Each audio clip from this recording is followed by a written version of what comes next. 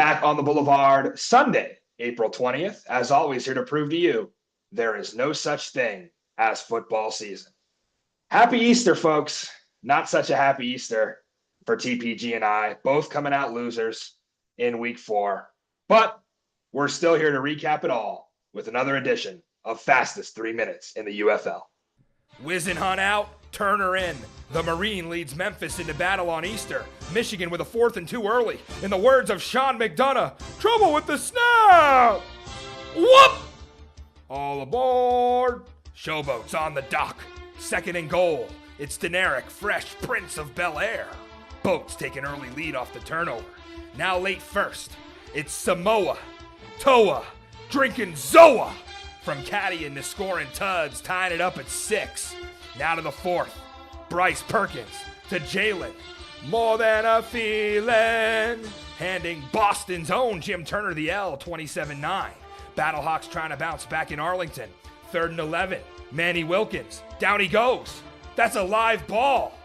And Chris, Lamar Odom's biggest fumble since Khloe Kardashian. Touchdown Renegades. Check the replay. Wilkins had to be carted off after this. Just one drive into the game. Now late 3rd, Arlington up 7. And the St. Louis defense gives Luis Perez a wet willy. Harvey. All the way home, they cut the Renegades' lead to 1. Next drive, it's 1st and goal. Watch me whip. Now watch me day-day. Hunter puts the Bandits back up 7. Last chance for Hacksaw Max Duggan. 4th and goal. Picked off by Ajane Harris. And he could go all the way. Renegades 30-15 over Battlehawks. Cam Ward still in contract negotiations with the UFL. Nolan Henderson getting the start for Houston. Gets tattooed on the QB draw. Ends up in a sling on the sideline. Late first half now, Stallions up 1. Corral letting it fly. By God, that's Kane's music. Birmingham up 7. Late 3rd now, Houston in the red zone trying to answer. Foot race to the pylon. Jalen Hurts McClendon pulls Houston within 1. Stallions kick a pair of field goals. One more shot for McClendon. Stepping up in the pocket. Picked off by JoJo. Too little too late for the Roughnecks. Peyton Party officially interim head coach for the Brahmas in DC. Late first with a 6-0 lead. Punt fielded by Matthew Sexy Red Sexton. He says, ski! First return touchdown of the UFL season, 82 yards. Brahmas up 12-0 in the first. Second half now, DC crawling back into it. Jordan, move, bitch. Get out the way. Defenders tie it up 18-all. 2nd and goal for Mond. Finds Greg Hines Ward for the score, now back up 6. Game on the line for DC. Tamo drops back and launches it, nobody home. It's a party in Audi Field for the young Texan, and the Brahmas winless no more. Wow. Tough one for DC. Not a lot of people in attendance because of Easter. Really got to shout out the fans who were there. Obviously, that attendance will bounce back. But attendance is not the biggest problem for DC right now. Checking the standings, the Defenders fall to 3-1 after a shocking loss to San Antonio, pulls them into a tie with Arlington, who they will play in week 5 on the road in a big one to decide the XFL conference. St. Louis drops 2 straight, I think for the first time ever, to go 2-2. And then you're looking at the Brahmas now gaining a little bit of ground at 1-3 with DC and St. Louis both losing. Over on the USFL side, it's still chalk. Birmingham and Michigan at 3-1. And you got to think that's the playoffs at this point, because now Houston has fallen to 1-3 and Memphis to 0-4. Now we got to go straight into best bets. TPG, you're never around for best bets. You always decide to leave the show at the worst time. I probably could have used you this week. 0-2.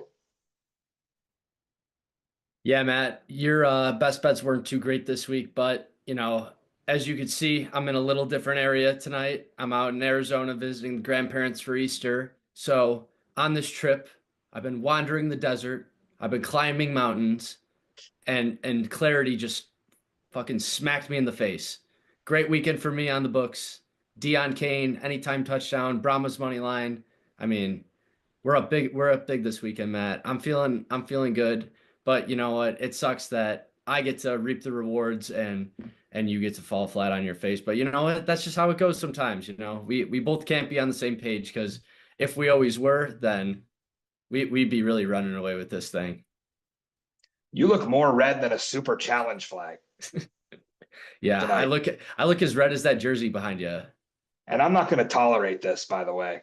I don't want you to be in a good mood tonight. So if you're going to continue to be in a good mood, that's going to be a problem with me. I think we should both be down in the dumps.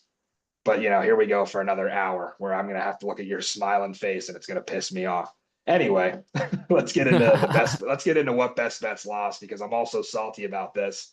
Arlington and St. Louis under 39.5.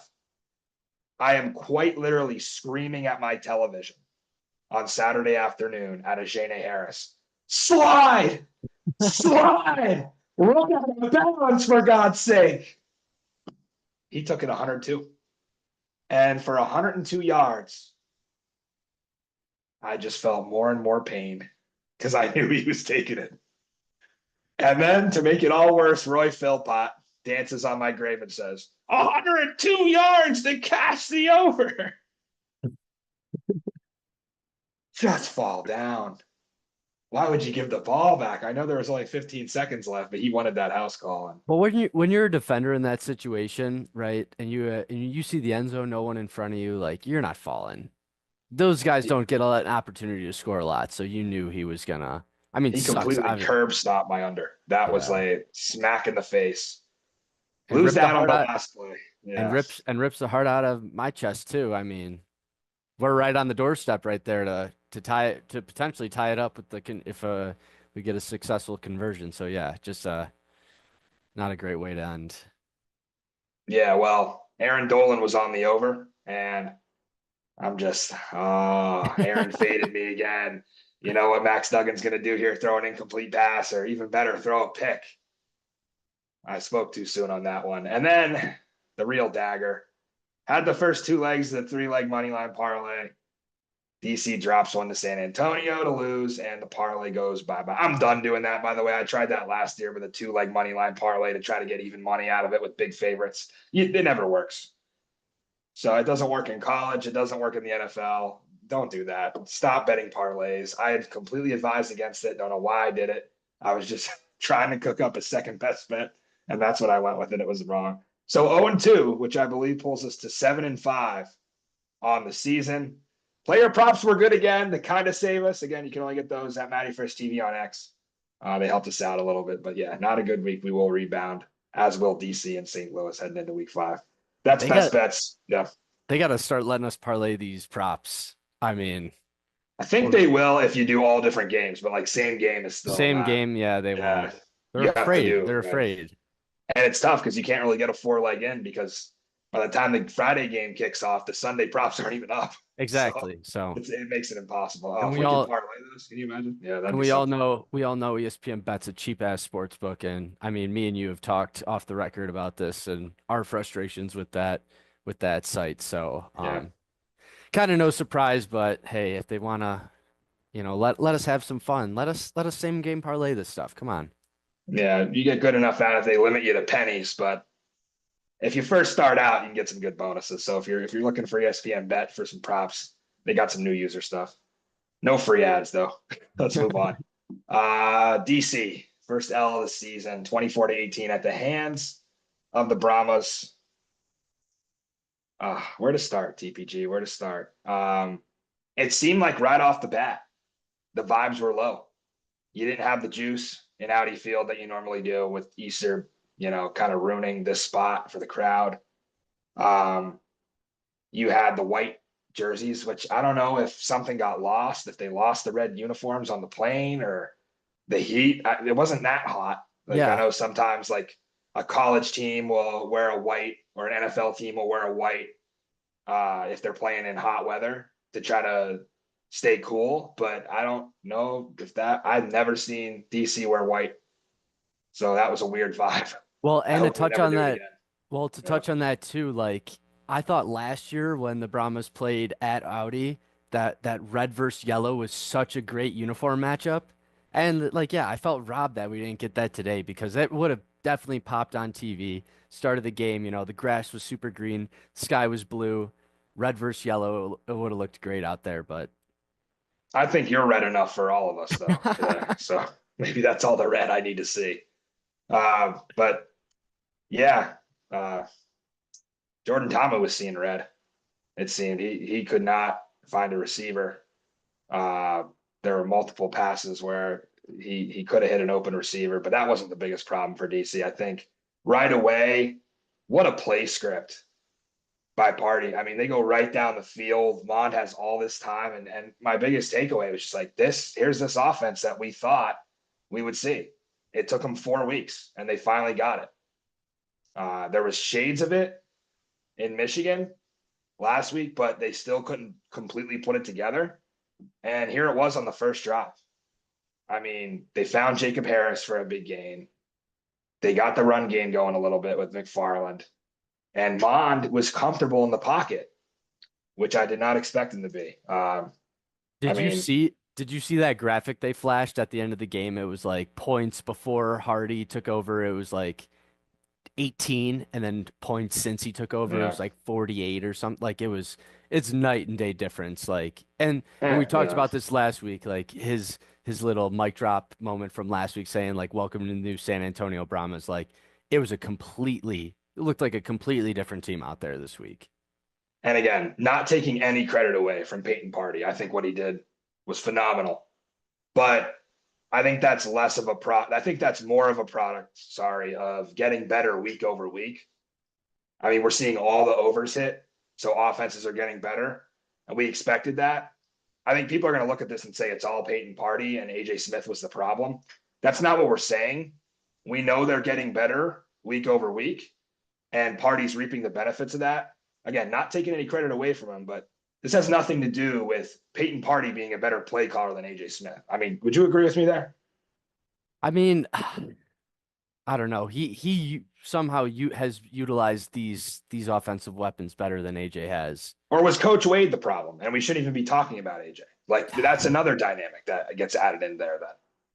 I mean, I don't know. It's just like I feel like Party saying, work. Yeah, right. And I feel like him, yeah. I feel like him saying last week on the sideline, the new San Antonio Brahmas was more of a dig at Wade Phillips than it was at AJ Smith, because I think him and AJ were on the same page with a lot of things. You could tell last year, but was Wade Phillips in with their offense? I don't know. It didn't seem like it, but I don't know. I honestly have no idea. It's all speculation. It's hard to say though, because these guys go back to XFL 2023 on the same staff. So it's like, it's hard to just say now. It's like, hey, they're not on the same page. Like they've clearly, if they've been on the staff for 3 years together, like they're clearly on the same page. Like like you said though before, like there's definitely stuff we don't know, and I don't know, but they're making it work now. They're making it work. So yeah, they played great. Got up to a 12-0 lead. Big, huge punt return by Matt Sexton. I was kind of hoping he dropped the ball inside the 5 like he did when he was a Viper back in Seattle, but he remembered, make sure I run in with this thing before I celebrate. First return touchdown of the year in the UFL is an 82-yard punt. That was a killer. And yeah, offensively, DC's just lacking explosive runs. I think Smith had a 16, which was his season high today. But again, coming into this one, there was not a carry of more than 15 yards for Abram Smith. And like I said, they got the 16 today, but you look at Smith on the day, 13 carries, 39 yards. It's just not going to cut it. I know you had some thoughts on Abram Smith, and you actually said, I think coming into the season on the kickoff show, that he was not going to be 2023 Abram Smith. Through 4 weeks, you're right. And I don't know if there's something I can say to keep holding on to hope here. It might be time to go to Deion Jackson. Abram Smith's my guy, but just it's not working. Yeah, I can understand your loyalty towards him because obviously, yeah, he had that great season, but he's definitely a shell of what he used to be. He doesn't have that explosiveness. He doesn't, even when he's like making cuts, it doesn't look like he's going full speed. Obviously, you could tell that, maybe not so much physically, but mentally, the knee is in the back of his mind, Yeah. and that's kind of like limiting him. Even that big play or even the big hit like Beckett had on him, like it just kind of looked like even before the hit's coming, like he's kind of like almost like giving up his body a little bit, Yeah. and just like just taking it, not being the enforcer, not being the hammer, Right. and kind of being the nail in that situation. But um, yeah, I mean the run game, San Antonio, they didn't have a great run defense Not at heading all. into this game, and I thought they kept that DC run game in check. They really struggled with getting that run game going, which has been, it hasn't been stellar, but last week it was great. Um, they really were able to, beat the Battlehawks down with that, but yeah, just wasn't there today. But you kind of ragged on Tamo to start. To be honest, I thought he actually played pretty well. Like looking at his stats, he threw for what, 300 yards. Yeah. Definitely probably the most efficient. He was passing the ball when it comes to completions and attempts. Um, Touchdown on the ground, touchdown in the air. Um, it just like the team effort wasn't there. He obviously played great. He did everything he could. Obviously, getting when you get down in the goal line, you want to finish those drives with a touchdown and maybe play for OT in that scenario. But I thought it was more so it wasn't so much on him. I think, like we said, the run game wasn't there. His offensive line didn't do the best job at protecting him. And the defense, kind of laid an egg this week. Oh, for sure. And I think the one pushback I would have is he kind of like watching the game, and this is the Jordan Tamo experience. There were 3 interceptions there that the Yeah. Brahmas dropped. It maybe 2, if not 3. So they catch those, and it's a different stat line. So that's hmm why I try not to look too much at the stat line. And yeah, he made some big throws. The receivers also made some big catches, but there was there was a couple that he missed for sure. And it's just tough when all the pressure's on him. I did, love his rushing ability, 10 carries for 74 yards. They needed to get that going all year, and they finally did. He pulled a lot more RPOs. He hasn't done that through the first 3 weeks, and he did get himself a rushing touchdown. So it was good to see him be basically the whole run game. I know he was DC's leading rusher last year, and I didn't want to see that again. But yeah, Jackson only got 5 carries for 5 yards, so he didn't really work either. Maybe more of a product of the O line. Again, they're rotating in their right guard. Liam Fornadell keeps coming out, and Jahari Branch comes in, and I don't know. I think they just need to leave Fornadell out there at this point instead of trying to play 6 guys on the O line. hmm Maybe somebody's hurt. I don't know, but yeah, I mean, going through the rest of this one, like, you know, I got a comment about the end of the half. So there's a minute left, a minute 7 to be exact, and DC has 2 timeouts. San Antonio's on the goal line, and San Antonio also has 2 timeouts in this situation. So what do? You call a timeout if you're Shannon Harris, because okay, if the Brahmas don't get it here, they're going to call a timeout of their own anyway, right? Or maybe they run it down a little bit to try not to give DC the ball back, but you've got to call a timeout at a minute 7. They let 30 seconds run off the clock. Pardee was comfortable. He's like, we're good. We're going to score. They score. Then what? There's 27 seconds left. There's 27 seconds left because you didn't use your timeout. And what happens? Big completion, another big completion. You get in field goal range. You have to kick because there's no time left. They would have had 3, 4, maybe 5 more plays if he would have called that timeout. And I wasn't at Audi Field today. That's the first question I would have asked Shannon Harris in the presser. I don't understand what happened. There was a clock management issue with Reggie Barlow last year. I don't know if you remember that. There were multiple times where I was scratching my head. I don't know if Shannon Harris has inherited that. There was one earlier this season against Birmingham where he was kind of running a lot of time off, and that actually worked out for him because Birmingham didn't get the ball back. So I was okay with that one. But today, this was unacceptable to let 30 seconds burn off the clock and then have to settle for 3 into the half when you could have scored a touchdown. That could have changed this entire game. DC's the kind of offense that can move the ball down the field quickly with Tamu's arm. And they got the ball back with 17 seconds, and they took timeouts into the half. You don't get to keep them. You don't get 4 in the second half. You can't cash them in for chips. You got to take it. I don't know what the hell he was doing. But it cost DC heavily. Yeah, I don't want to. I don't want to spend too much time more on DC. Other than penalties, massive issue for them today. 13, 14 penalties to end the game. Very, very San Antonio Brahmas-esque. I mean, they had their penalties too, but it was nowhere near as much as the defenders did. And yeah, it was a problem. And when you when you give up that many penalties and you're committing that many, I mean, it's hard. It's hard to win football games. You're putting yourself consistently behind the chains or setting the offense up with an easy, a good situation to convert. But I mean, dude, Party, amazing. Like they would cut to him on the mic'd up segments, and like from my opinion, I just think he's a true motivator, true building confidence in his players, even his coaches. Like he speaks to him very similarly, and I'm a big fan of like what he's been able to do, because it hasn't been easy, to 1 week take over, be offense coordinator, to the next week be the head coach.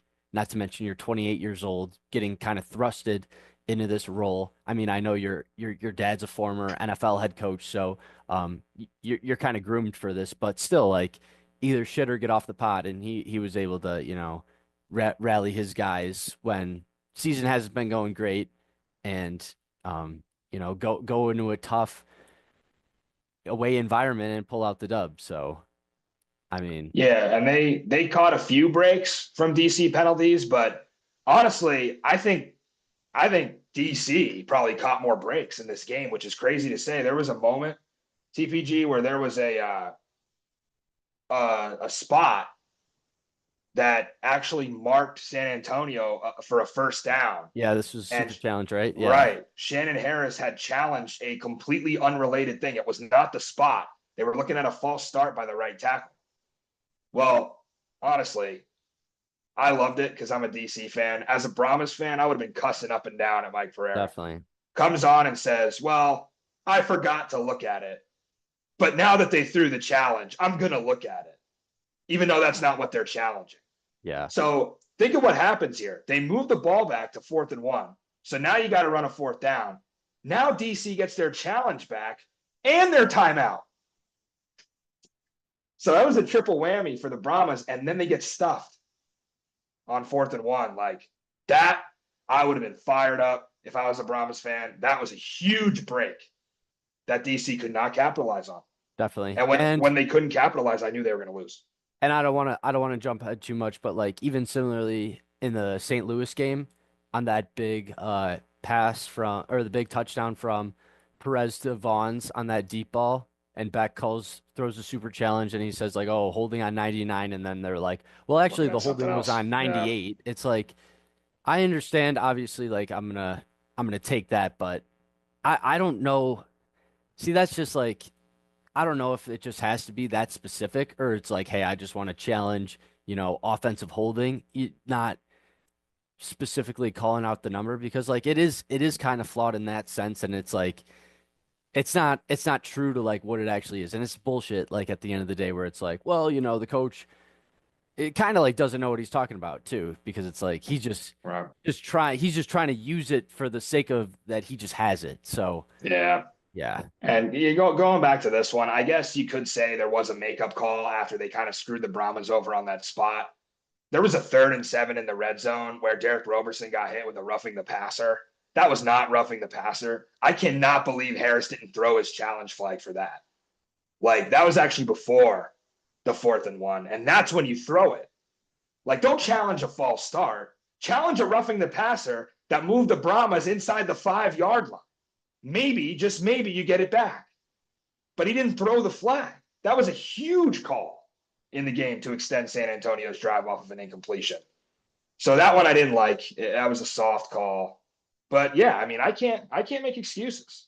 This team was undisciplined today. They came in sleepwalking, and then they had to play catch up in the second half. I mean, Bryce Thompson, again, I don't know, man. He makes good plays. He's a great player, but he's a head case. And it's like you've got to figure out a way to calm him down. And I think even Blake Williams was saying, like, yo, get Bryce, get Bryce. I know he's going against his former team, right? So emotions are running high. But this isn't the first time we've seen this with Bryce Thompson. He's a repeat offender. And that 15 yards really hurt DC. And I can't single him out because Taylor Hawkins threw a punch. And he got himself thrown out of the game. He backed DC up to the 1 yard line. And we only had 2 safeties active the rest of the game because of that. So this was a disaster from a mental standpoint. They were not ready for this. And I hate to call out Coach Harris, but it comes from the top. And he knows that. He'll own up to that. The coaching was not there today. The challenges were not thrown at the right time. The clock was utterly mismanaged. And they did not have that passion. You see that passion out of him when he's going against Birmingham, when he's going against St. Louis. Where was it today? They were dead on that sideline. So it was kind of like what I touched on in the recap. It's like, hey, coming off such an emotional win, we hype up the rivalry, obviously, but it is like the best rivalry, in my opinion, in the league. Yeah. And, coming off a big win like that, it calls for, a sleepy spot the following week, especially going up against a team that didn't have any wins. Right. Head coach left week of, like, yeah, in the back of your mind, if you're a defender, it's like, hey, we're 4-0. Like you're already kind of looking past it onto the neck. You're kind of looking to Arlington this upcoming week versus, the team you're playing. So yeah, everyone clearly overreacted to the Brahmas being 0-3. I had said when they were 0-2, I didn't care that they lost the first 2. After they lost to Michigan, I was out. And I did say this is it for the Brahmas. I still don't think they can make the playoffs because it's just such a hard road ahead of them, and this conference is so competitive. But yeah, before the season, I took the over 5.5 wins. I took them to make the playoffs, and they were, I think, the 3rd highest odds on the board behind Birmingham and St. Louis in the future market to win a title. So let's not overreact. This is still a very talented team. I was most impressed with the defense today. Obviously, if DC had like maybe one more possession, they could have tied it. But you come down to the end of the game there, it's 24-18. They got the ball in the plus 41. I'm thinking they might trot this kid out and try to kick it and go up 9. He was not about to do that. If that was destroying out there, I think he would have tried the 58-yarder and essentially put the game away. At that point, I know it would have been 9, so you still get a touchdown and a 3-pointer. But yeah, without the kicker, they had to punt, and it gave DC a chance, and they fumbled it. They didn't have a chance. It kind of worked that out. Whole last drive, yeah. It kind of worked out for him today, though, because like every time they're getting in the red zone, they're ending the drive with 6. Like, yeah. So, I mean, don't really need a kicker when you could punch it in. And let's talk about that Aiden Robbins. Where did he come from? 2 touchdowns on the day. I mean, reminds me of Juice Ellison. That's who I thought it was at first. Yeah, because he's very similar body type, similar number. I'm thinking, is that Juice out there? But no, it's another dude. But I mean, and they got McFarland involved too. They got him a lot of touches in the run game, which obviously he roped off a couple big ones. So the keys to success, that was huge. Yeah, McFarland got a ton of touches here, 17 touches. Party said he was going to do that. And Mon doesn't throw picks. He really doesn't. No, he's pretty safe with the ball. He doesn't throw picks like other quarterbacks in this league have. And they were 3 for 3 in the red zone again. That probably a product of not having your kicker, and you get more aggressive. But congratulations to San Antonio, man. This is going to get interesting for them now because they have a very winnable game against Houston, and they can really turn this into a 2-game win streak and then go from there. I'm not counting them out yet of the playoffs. I think if they can get some luck and more teams lose, it could be a pipe dream maybe, but it just depends how everything shakes out. And man, this was the time for DC to lose. I'm glad they lost now and not in week 10 when everything starts to fall apart. Now they have enough time in the season to bounce back. And it doesn't get any easier with Arlington next week at HQ. We'll move on from this one, unless you have any final thoughts. I mean, yeah, you definitely can't count them out. I mean, all the teams that they lost to are divisional teams, so it's like they're going to see the Battlehawks again. They're going to see Arlington again.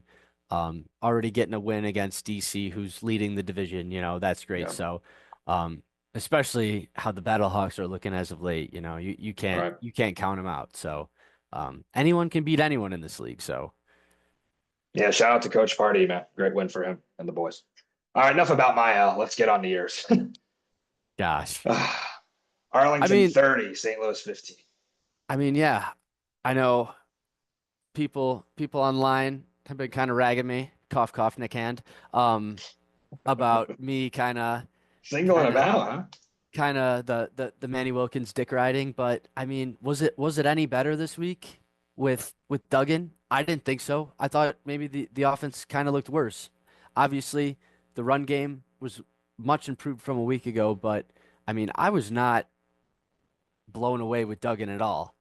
I mean, I get it. He's a rookie, fairly new to professional football, first year in the system. Well, I mean, I guess you could say the same about Manny, but for everyone saying like, yeah, he's such a much improved passer, that was complete bullshit, and it was on full display. Yeah, and did he look worse though than Manny against I don't DC? think I he think looked. that's up for debate. I mean, you think Duggan plays any better against DC and how that defense was playing a week ago? I don't think so. You don't think I mean, so? and the plays were there to be made too. Like that game was fully it was a very winnable game, right? Arlington struggled on offense. I mean, it was the defense that, came up big when they needed to, but I mean, again, like you have the fumble right off the bat. Manny does his best impersonation of Deshaun Watkins, pops his Achilles right away. I don't know if it was ankle Achilles, but that was like a major deja vu moment. And then you get the PZ fumble on the return, which absolutely sucked because you back Arlington up into their own territory. Great return, get out to midfield, setting your offense up. Great field position. I believe that was Duggan's second drive, so he's kind of like getting more so a feel for the game.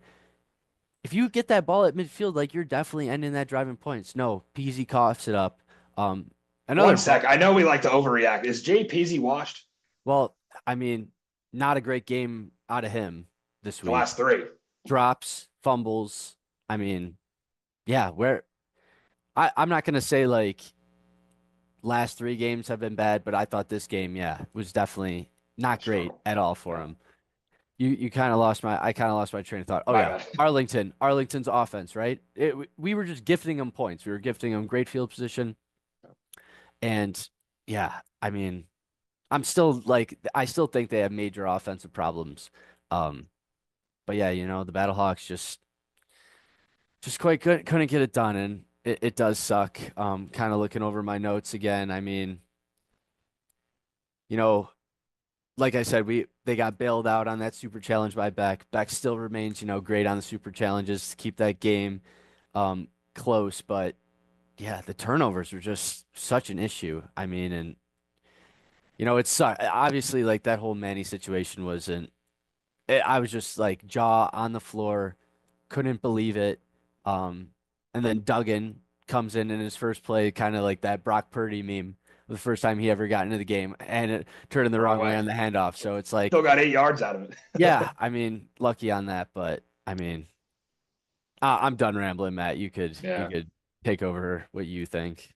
Well, you're talking about Arlington's offense struggling, and I know there was 3 defensive touchdowns in this game, and maybe one offensive or two, maybe I think it was just one offensive touchdown this whole game, which is crazy. What a defensive showing from both sides. But yeah, Arlington's offense struggled a little bit. But you're avoiding the main problem here, and that's the St. Louis offense. The writing was on the wall. It's tough, man.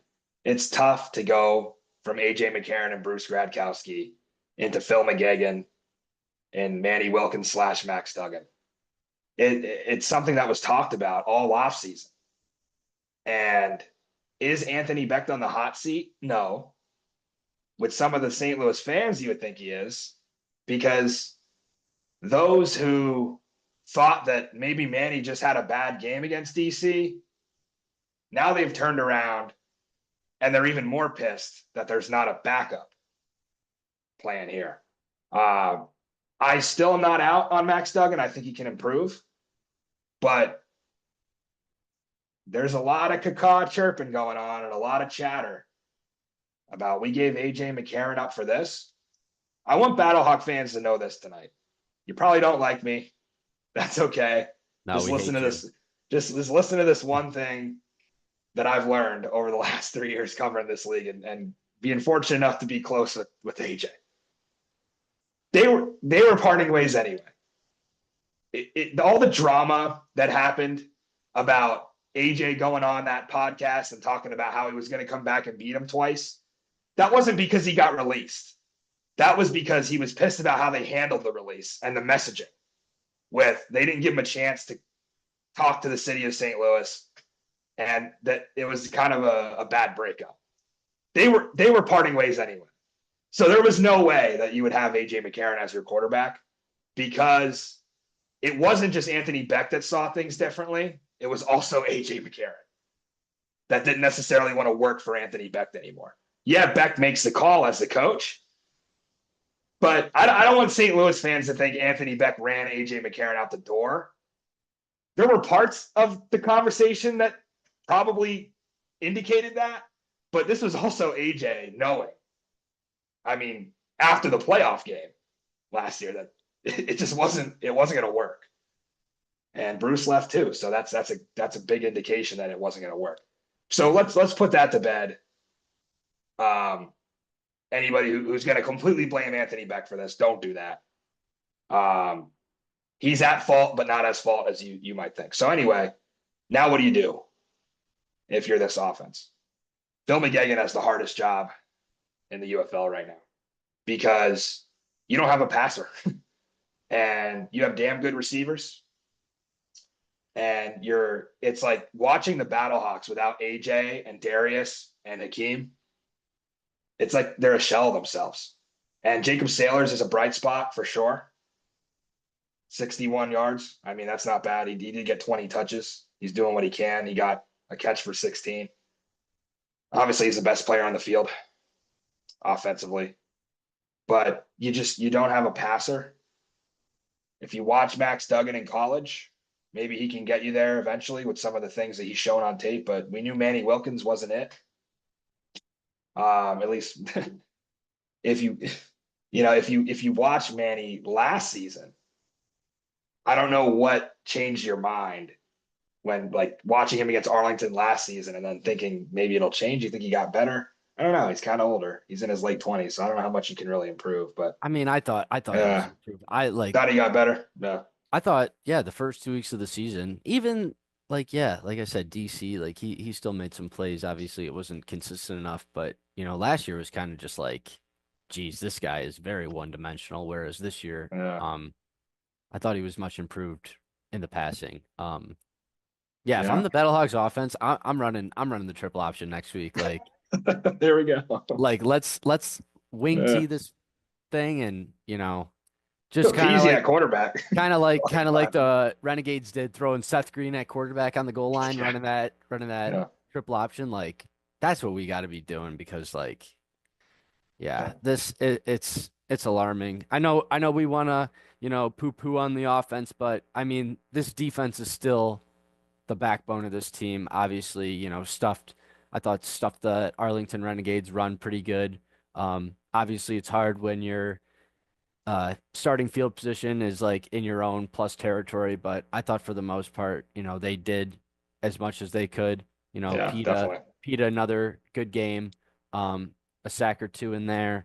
Willie Harvey pick 6. I mean, two guys that just like are consistently making plays and putting this team on their back, and now it's just up to the offense to help that other side of the ball out. Yeah, if you're going to talk about the St. Louis defense, though, we have to talk about the Arlington defense before James Baker gets after us. Oh, no. That Arlington defense, 6 sacks. Chris Odom went off. He got the fumble recovery at the beginning. Heads up play, by the way. I know a lot of people wanted to hate on that. It's just the rules of the game. And Odom made a heads up play with a live ball. I mean, what more do you want from him? And, St. Louis was digging a hole right from the start. Then he got 2 more sacks of Duggan. So big game for Chris Odom. I mean, how did Houston let that man go? He is a baller, and he's a pro. You hear him interviewing, like he is next play mentality. Like he was zoned in during that game. A lot of the guys you see come up on the sideline, they're flashing the grill, they're thanking God. Like, you see Chris Odom, he was all business.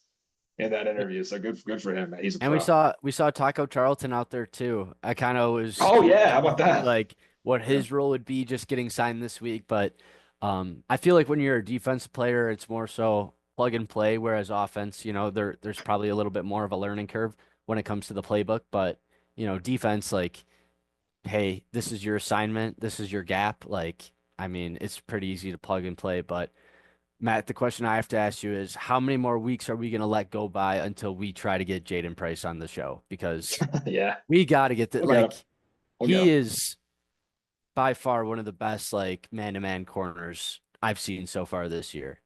He's Just taking shutting punts down. back too. You gotta Yeah, watch out. I mean, if you've ever seen, like, I've kind of done a little deep dive on like what his college career is like and watched some of his college highlights, and he has a handful of punt returns for touchdowns. So, Yeah, I mean, hopefully we could see him do his best impersonation of Matt Sexton and take one to the house. But yeah, Matt, we got to get this guy on the show. Like, and we he's will. been absolutely amazing. So The price is right. The price the is right for price sure. is right. Book it. Um, Week 5 preview. The price is right. I'm waiting for that pick six so I could say that in the fastest Yeah, 3 minutes. I But was. yeah, I mean, you think more about this game, like Bob Stoops was Bob Stoops was so confident in this defense that he went for it on 4th and 1 on the -30. Like, there's no way he's doing that against other teams. Like, he was No. so confident in his defense, knowing they could get a stop, that he went for it. And he's got the best punter in the league too, to boot. And he went for it. He didn't get it with a pretty bad run game, I would say, in Arlington. I was kind of right about Kalen Malage all along. He had one big moment this year. Other than that, he kind of sucks. He has Mhm. no burst to him at all. You can see why he, even at 6'2", 240, what he is, he's not in the NFL. It's because he's not Derrick Henry. Yeah. He doesn't have that burst. But yeah, St. Louis with a chance there. And then what? Duggan took a sack and here came Goggles. I mean, by the way, you might have the best kicker in the Yeah. UFL. Respect the Dude's hitting specs. I rockets mean, into the yeah. wind too. Yeah. Like, wow. I mean, he's a How is he former. not in the NFL? How?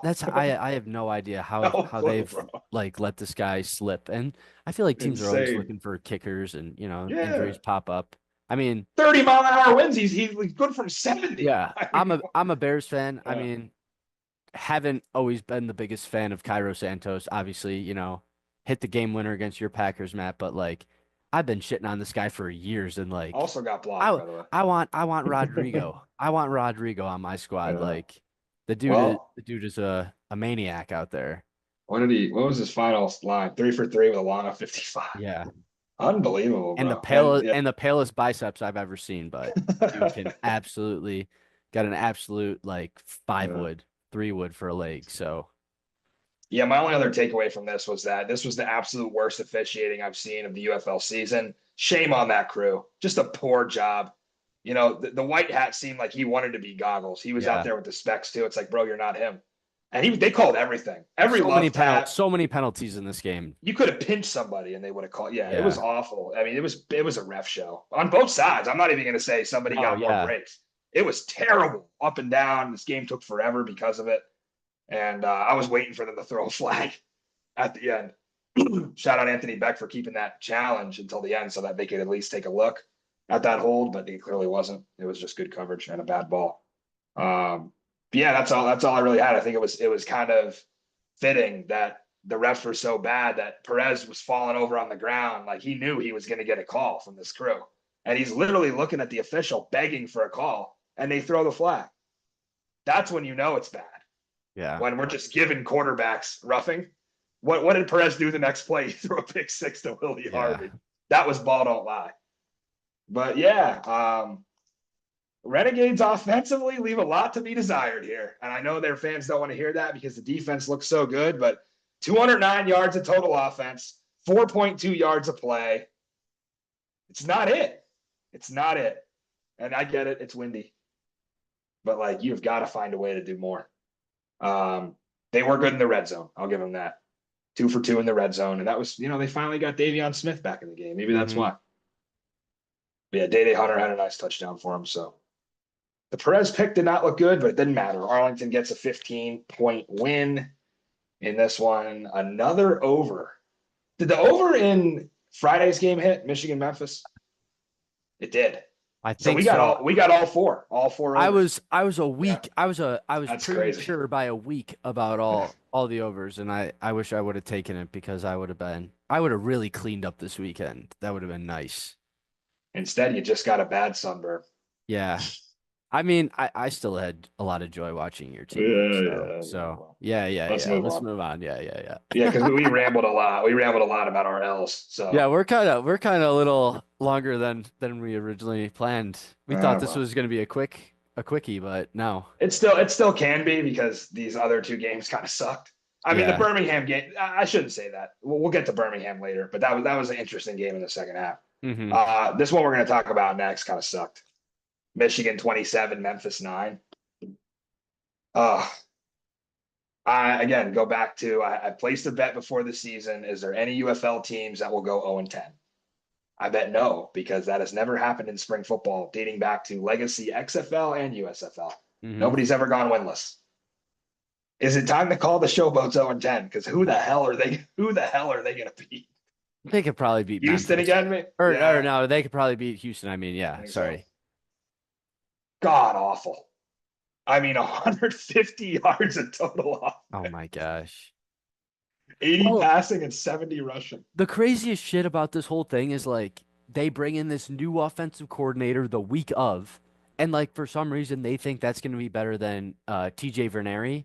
Like, I understand they kind of struggled week one, but you know, he's a young dude. He probably learned a lot from that one game he was the OC. So like, why are you trying to switch it? Like, you're just doing too much, Yeah. I think. Like, just stick with And the guys you yeah, have. Like, you're throwing a new guy in the system. He also has to learn all the lingo, and like who he wants to like, lean on and target. And it's just like, and they did the same shit too with the alternating quarterback. So both guys yeah. getting reps. No You one's knew that able was to get coming. in a rhythm. Like, I really and that's definitely a Jim Turner thing. Like that. Oh yeah, yeah. So, but yeah, that was like the most confusing thing, I think, is like, why are you going away from TJ? Stay with him. But you know what? You want to switch shit up. That's why I took the Panthers, Yeah. and even before the game, like all the news, really thinking about it, I'm like, they gotta cover. Like, there's no way, like with everything going on with Memphis, new OC, new head coach, Jim Manos just loves to fucking chirp about other teams where it's like, hey, buddy, like you have your own laundry list of problems. So it's like, hey, Michigan, I know we like to shit on Mike Nolan, but we knew Perkins was going to get the whole workload. So it's like, yeah, how can I not back this team? All right, I'm not going to tolerate the Jim Manos abuse. That's my guy. Yeah. He watches the show. That's my that's guy. your. You're just mad that Memphis is 0-4 and losing you money, right? We can't take that out. Hey, I didn't back him. I didn't back him again this week. Yeah. They're like my new dramas. Like I'm hopping off until. Yeah.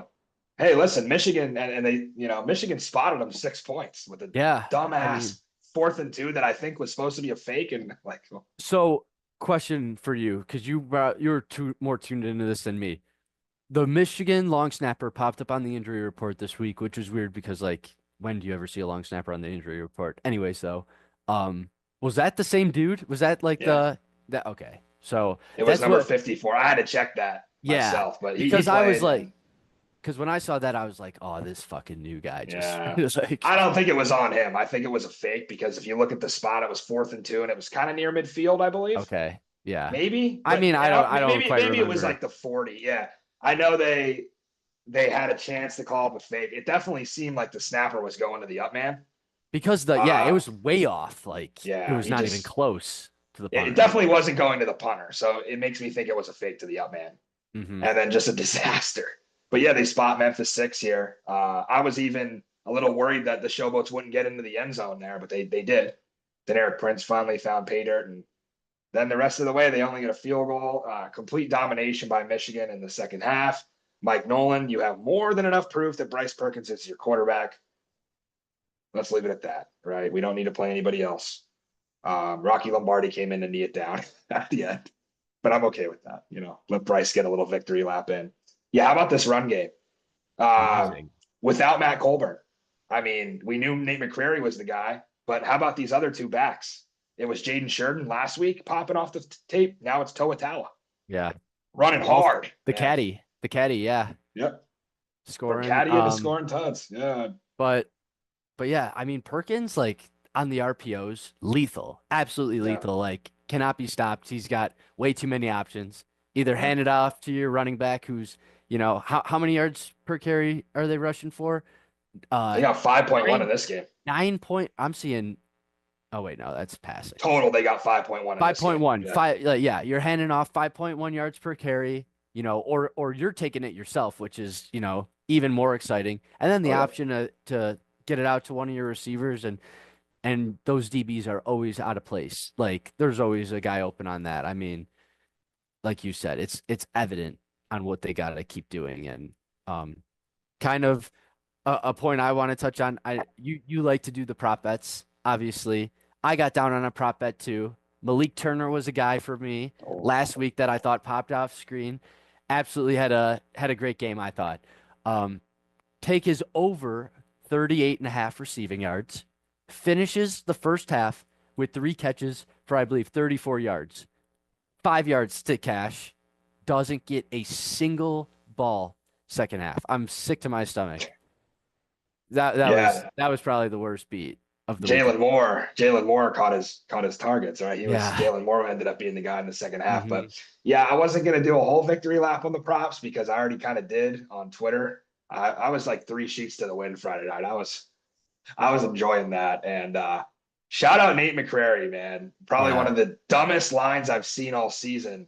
FanDuel listed a 23.5. He goes for 60.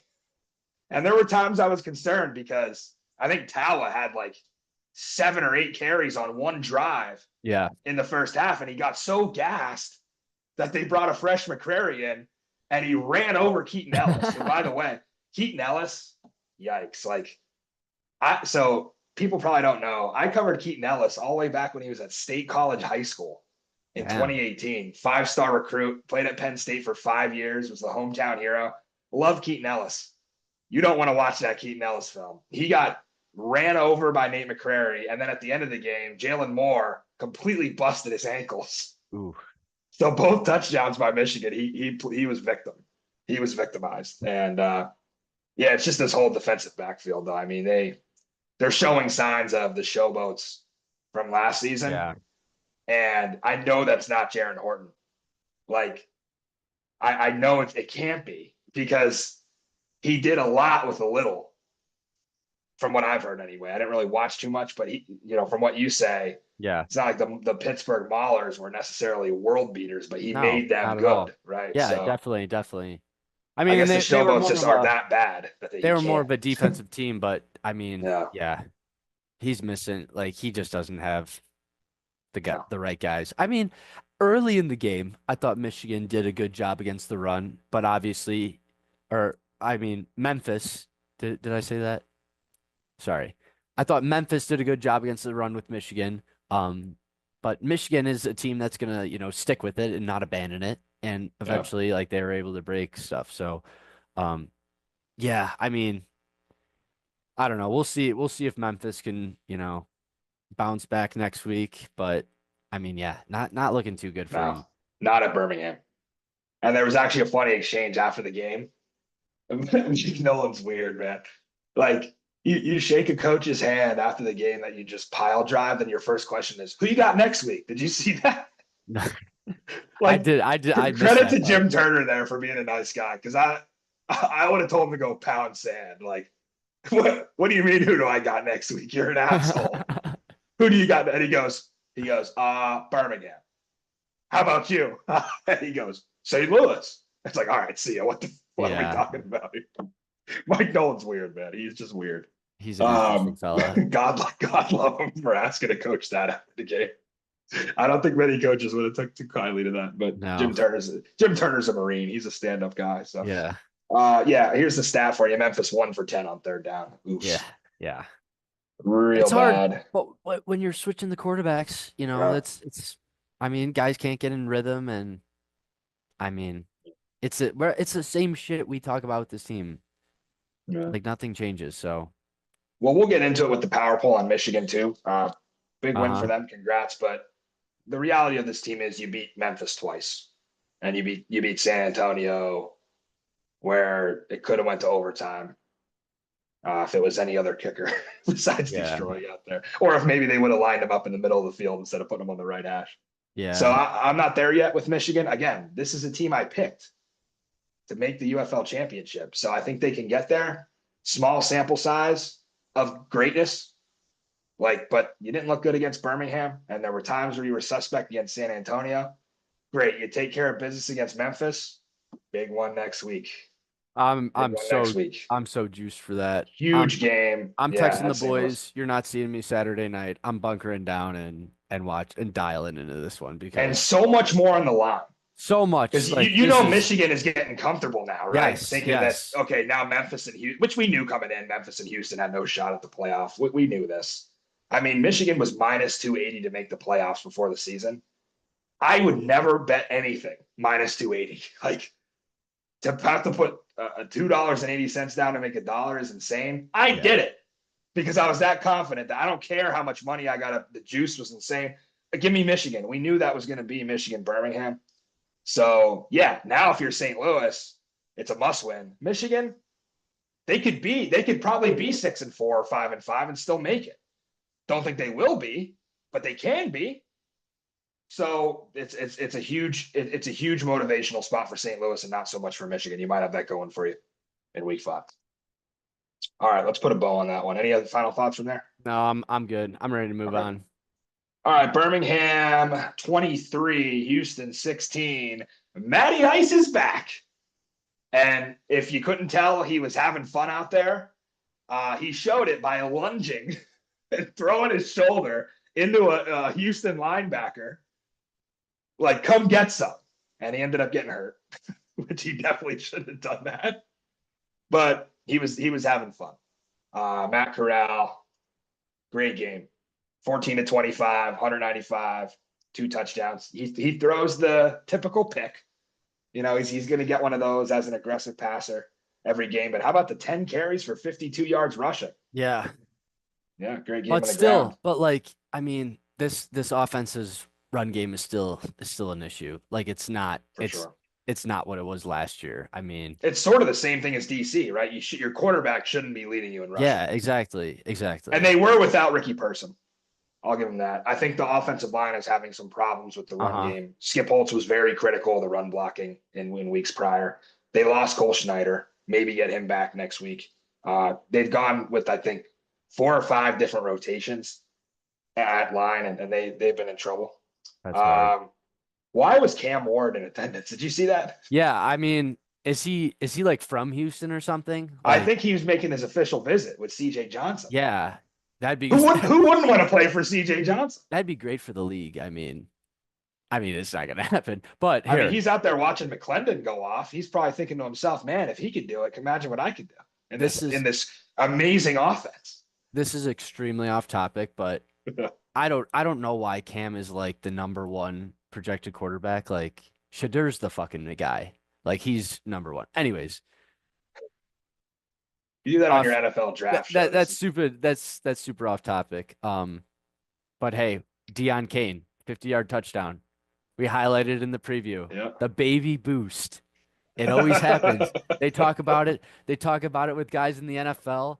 Yep. I'm in the car listening to it this game on my phone. I hear the whole thing go down. I'm screaming. I'm juiced. And I mean, hey, I sent you the voicemail. To play that on the show on Thursday. Yeah. Maybe that will be the sights and sounds segment of this week because I kind of punted it on this week just because the travel and it's. You're crazy. On vacation. I'll let you slide. Yeah, I mean, I'm glad you're here tonight at least. Yeah, you look like you're in pain. So dude, I'm my skin. This shirt is irritating me so bad. My shoulders are on fire. My arms are so hot. Taking a shower tonight's gonna be. I really don't want to hear it though because it could be worse. A lot of guys got hurt in the UFL, and here you are complaining about sunburn. So exactly. But no, I mean, I think Davion Davis too. Davion Davis with the octopus, first one of the year, got the touchdown and the 2. Gotta love that. But yeah, we raved about Matt Corral from day one. Don't know why he didn't start. I mean, I kind of do know why he didn't start. after getting some more insight. We won't reveal all of what we've heard, but some things said off the record about, Skip Holtz and Matt Corral and that relationship, and it's kind of two butting heads, and I think people see that publicly. Mhm. But yeah, Matt's in for better or for worse now for Birmingham, and they go off 357 yards of total offense again without Ricky Person, one of their backs, CJ Marable. He was serviceable, 11 carries, 47 yards. The ground game definitely needs to improve. Jalen Camp dropped the big ball in this one, but he even got 2 catches for 47 yards. Do you see the Jordan Thomas The double punch. stiff arm? Yeah, it was hilarious. Just ragdolling guys, man. That's the last guy I'd be chirping on the Yeah. field.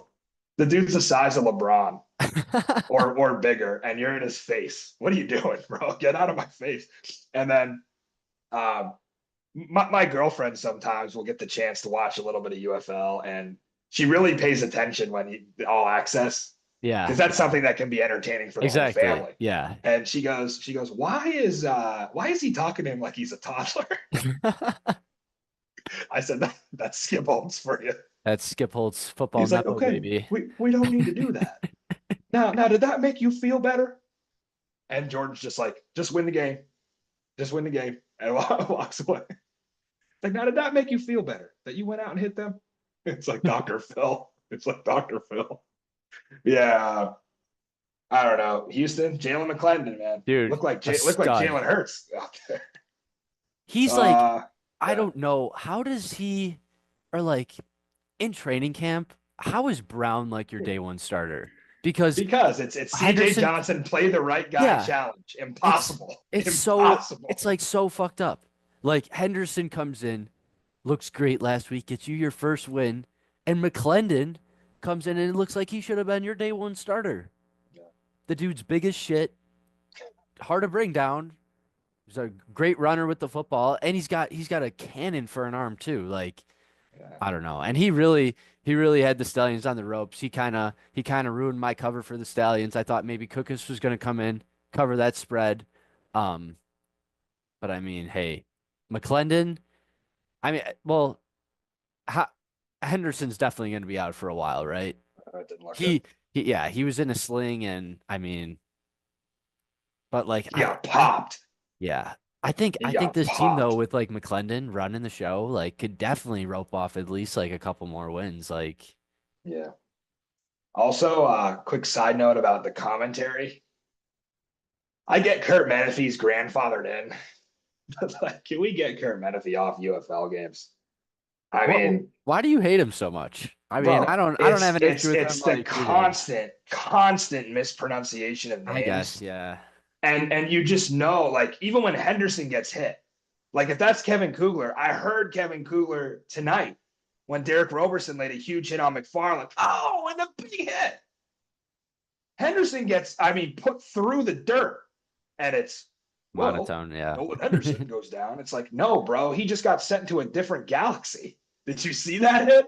So it's rising to the moment, and it's also Jalen McClendon at 29 years old, leading Houston down the field, and Kurt Menefee saying, he's a young quarterback, hasn't got many reps. No, he's the oldest quarterback on the roster. He might be the oldest quarterback in the UFL, to be honest. Hey, a big Jalen day, McClendon's a vet, man. He's a vet. a big weekend for former Vegas Vipers. I know they're the kind of one of your favorite doormat teams from the XFL, but McClendon, great week. Matthew Sexman, Sex Daddy, fucking the DC punt return. All right. Or punt team, and then you got PETA, like couple Yeah. sacks. So I mean, big weekend for ex Vipers. Yeah, where's Jeff Badette when you need Yeah, him? Get exactly. that man. Maybe St. Louis could use him or receiver. He's over the border up north. Yeah, really. Let's give Woodson a call, but Yeah, Roughnecks, 22 of 31 for McClendon, 236 passing yards. That's probably double, if not triple, what they've had from any other quarterback this season. I said the tailbacks. Actually, I think my hottest take on this game on Thursday was that the tailbacks wouldn't combine for 20 yards rushing. They didn't. Well, actually, Zaquandre had 16 and Lorenzo Lingard had 14. So they went over a little bit.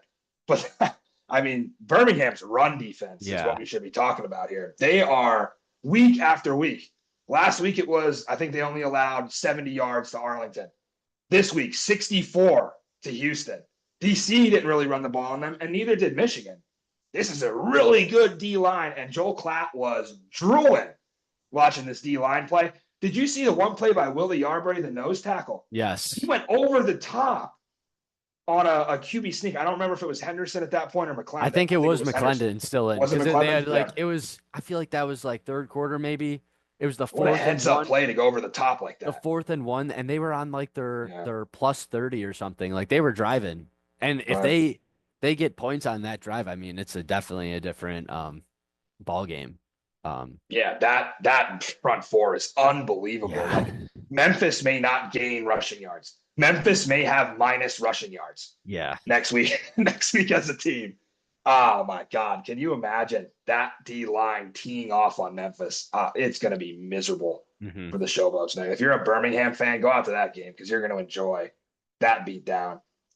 But yeah, I guess It's why they play the games, Matt. It's not. yeah.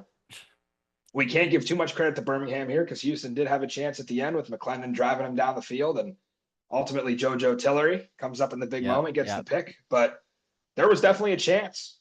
For some reason, Houston didn't have any timeouts for that drive. Again, complete mismanagement by CJ Johnson, and he likes to blame everybody else on the sideline, talking about you guys are so undisciplined and yelling at Jalen, come here, you want to play for me, come here. It's like, bro, relax. Like, Jalen McClendon's a vet. He knows you should have been playing him. In fact, I think Jalen McClendon was coaching the damn team on Saturday night. There was a point where he had White, Hall, and Chisholm in his own huddle, and they were literally he was coaching them instead of CJ.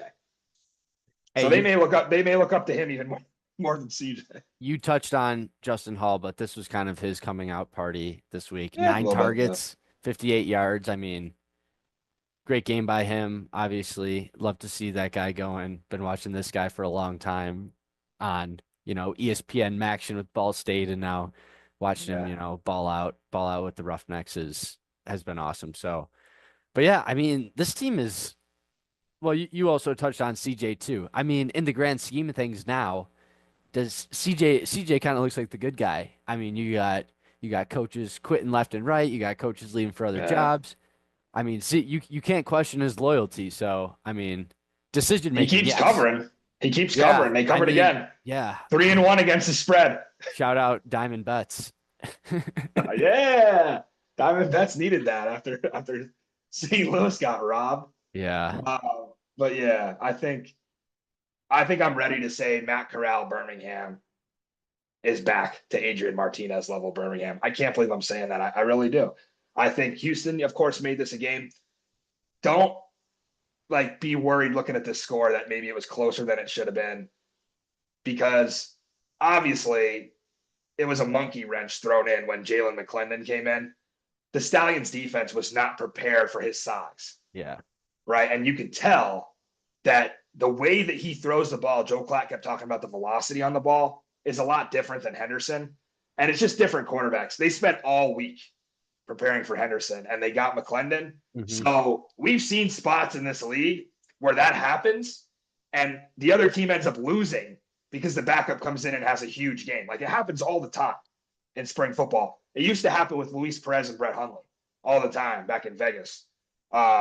It happened basically. That's why Arlington won the XFL championship, is because they're with Kyle Sloter and Drew Plitt for 6-7 weeks. And then Perez came in and nobody knew what to do against Arlington. So credit Skip Holtz and Corey Chamberlain in the defense for getting that wrinkle thrown at them and still being able to survive and hold off McClendon as a defense. I think that says a lot about this defense. But yeah, I guess you go with McClendon going forward if you're CJ. Oh, absolutely. I guess you don't really have a choice unless you're going back to Yeah. Anthony Brown, which ain't, I mean, well, yeah. I kind of missed that too. Like, was Brown QB3 inactive? Yeah, he was inactive, heading in. but could have still seen the field. Yeah, I mean, Yeah. he's gonna be. I mean, you're one play away from being in, but I mean, Everybody's going to say we're not talking enough about Case Cookus. Are we talking enough? The one thing I'd say about Case Cookus is, how about football guy of the year? Like, I'll give him that award. The dude got hurt in every game he played last season. He got battered. He had the worst offensive line in spring football history. He got killed. And on your first snap, you are sprinting downfield trying to take a linebacker's head off. That's a football guy. I don't care. Yeah. And then he had that throw. Was that to Davis? The Great next throw. play? Like, yeah, dude, put it on a rope. And Skip was sweating. He that was called that timeout, and Skip was like, what do you want? Do you like it? What do you want? What's a pass we can get you here? Yeah. And Case was calm. He's like, I like that. I like that. And Skip's like, all right, what do you like? Do you like that? And he's like, yeah. That Well, it ended up being a great ball. Yeah. It was a classic Matty Fresh. Throw it on a dime. Oh, God. The voice for radio is what you have. Oh, man. Just sing it again, TPG. Sing it all night for all I care. I need a little bit of uplifting spirits here after my loss. Yeah, I don't think I made that tweet. That's been like a weekly tweet for me. Is like could have done it on the cane throw. No, I should have put it on the McClendon deep ball to Vasher. Yeah, that was another good one. So, all right, before we get too crazy with this one, let's go to the power poll because it kind of transitions right in. Put the Stallions at number 1, and here's why. They're a different team with Matt Corral. And I expected that. But this is a team that can win a championship with Matt Corral. With Alex Magoo, they were 5-5 at best. Sorry. It's that much of a difference. From what I've seen, it's that much of a difference. And yeah, Corral makes mistakes. He throws picks. But the ceiling is so high for him to continue to improve. And yeah, they got lucky against Birmingham. They got lucky against Arlington with the false start, and everyone wants to talk about that. That's okay, because I'm going to put Arlington at 2. And this is probably the 2 best defenses. I mean, DC's right in there, but Birmingham and Arlington have been very good defensively, and we know defense wins championships. Saw it last year with the shutout of San Antonio. So I understand. And no one's going to be more DC biased than me. I understand DC beat Birmingham, so they should be above them, right? I can't say that I truly believe DC would have beat Matt Corral's Birmingham. I don't know if that would have been the case. So I'm going to wait and see if they can get to the championship and beat Matt Corral's Birmingham, but I don't know if they would have in week 1. So I'm going to put Birmingham 1, Arlington 2, DC 3. TPG, from there, I'm going to let you comment on this. St. Louis 4, Michigan 5. This is something we went back and forth on. Mm-hmm. My point is that Michigan beat Memphis twice and San Antonio. St. Louis has played the best teams in the league. Pretty much all of them except Birmingham at this point. They've played DC. They've played Arlington. They've played a resurgent San Antonio team. Mm-hmm. I now give them more credit and hold more weight for beating San Antonio. Well, you'll say, so did Michigan. Not as dominantly. Yeah. Not as dominantly. So you have a little pushback maybe on Michigan. Yeah, I mean, obviously I'm probably a little bit more critical about the Battlehawks than most, but I wouldn't really have a problem with them being at 5 and Michigan being at 4, just because, you know, Michigan just has been more of a complete team where it's, you know, consistent quarterback play, great defense, able to run the football, whereas St. Louis, you know, run game's good, defense is good, but I mean this quarterback plays a massive question mark still, and I mean, like, kind of why we lean to having St. Louis above Michigan is just because, like, based off the early lines for next week, you know, obviously with St. Louis being at home, you know, they're always favored at home because the Battle Dome always provides a great home field advantage, and it is worth points. But if it's on a neutral field, Matt, like, do you think it's maybe Michigan -1 or Michigan -2.5 or 3? I don't know. Yeah. So to give some context here where we're at debating the 4 and the 5 with St. Louis and Michigan, St. Louis is at open a 1-point home favorite against Michigan on Saturday.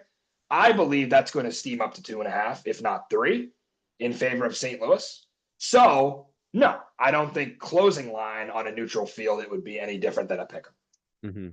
Especially because we've seen a few spots now where St. Louis gains more ground at closing line. I think they did it again with Arlington. I think it was 1 to open and then maybe 1.5 or 2. I thought I it closed closed. at a pick 'em. I'm not Yeah, I entirely mean, sure. but like Yeah. even 1.5, you could call a pick Yeah, 'em. yeah. I Um, mean, it was all over the place, but I do think if we're ranking teams based on who would be favored on a neutral field, I still think St. Louis would be favored over Michigan on a neutral field. Obviously, the bottom three are San Antonio, Houston, and Memphis. How far of a gap is that from Michigan to San Antonio? Well, coming into the week, it was huge. Now it's narrowed. It's for sure narrowed.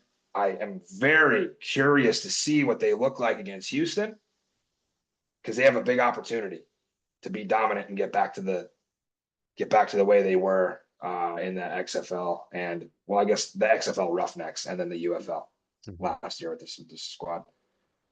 So yeah, other week 5 lines as we kind of close out of the power poll. Birmingham is a 10.5 point home favorite against Memphis.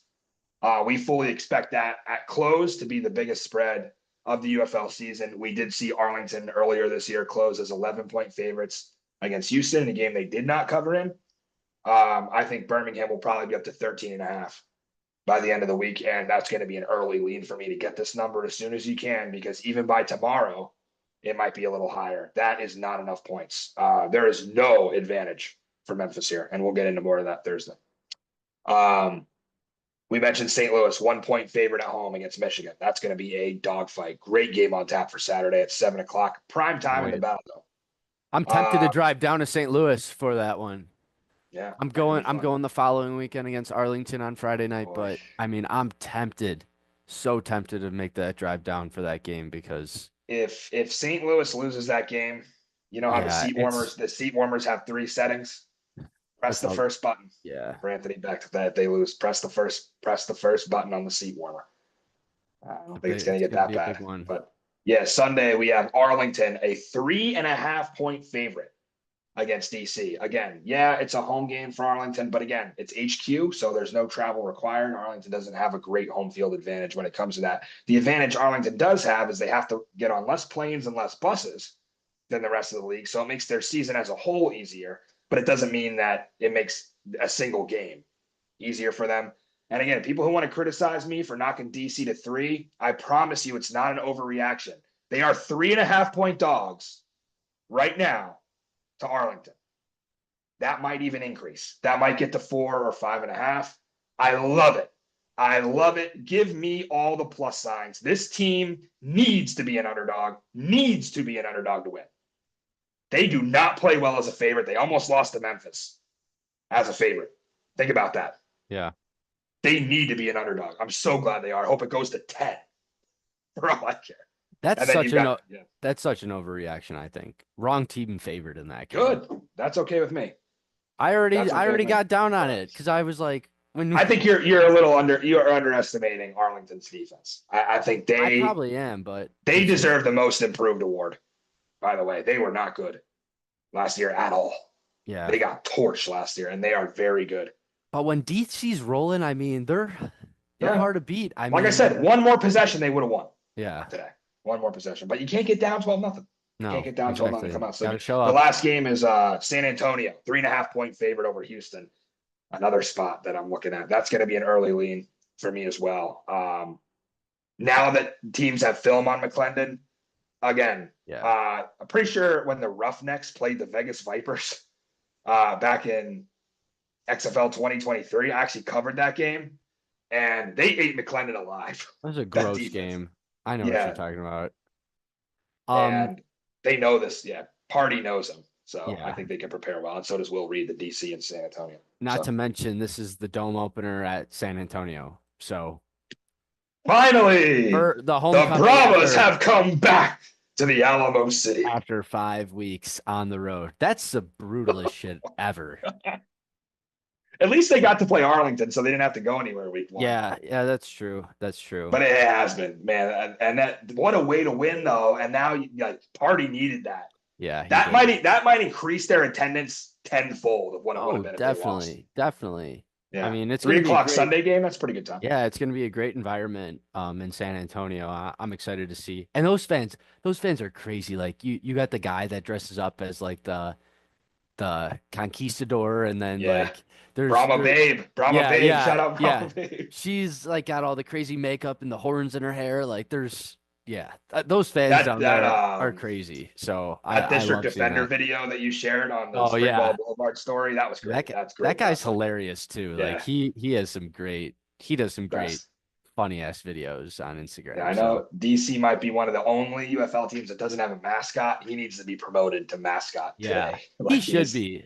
he's I the mean, guy. they should Yeah. just take all those characters in that beer steak section Yeah. and just be like, I mean, they don't really need a mascot, I don't think. No. Like those are your mascots. They But you just can at least get him on the field, at least. Yeah. yeah, I mean, That'd be like but they would get him a rather be in shield. the stands drinking beers, I That's think. true. I That's a mean, great point. if I Can't was drink them, as an employee, right? yeah, So yeah. If you're on the field, they're not gonna let you drink. Like, what are you crazy? I mean, I great guess point. it's the UFL. Like, you could Yeah. really do whatever the fuck you want, but You know, you can't wear an XFL hat in a press box. I found yeah. that out.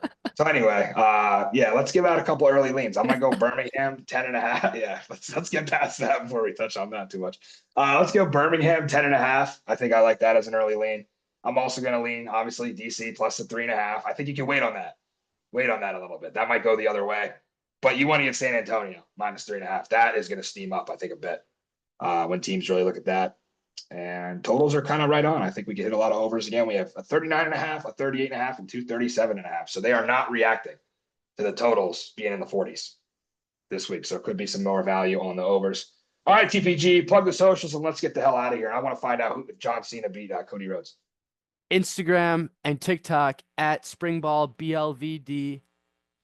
Follow, like, comment, share, do all that good shit. Sorry, I wasn't as active with the clips this week. Like I said, travel was kind of crazy. Enjoying time with family. So, yeah, on me. Kind of my mid-season bye week, but we'll be back next week in full swing with all some clips and clipping up this show, clipping up the fastest 3 minutes, and yeah, we'll see you guys Thursday.